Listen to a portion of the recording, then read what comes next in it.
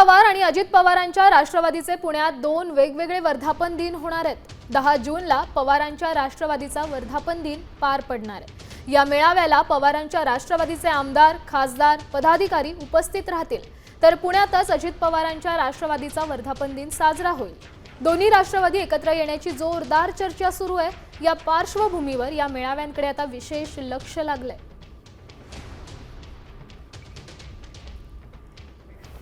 शरद पवार आणि अजित पवारांच्या राष्ट्रवादीचे पुण्यात दोन वेगवेगळे वर्धापन दिन होणार आहेत। 10 जूनला पवारांच्या राष्ट्रवादीचा वर्धापन दिन पार पडणार आहे। या मेळाव्याला पवारांच्या राष्ट्रवादीचे आमदार, खासदार, पदाधिकारी उपस्थित राहतील।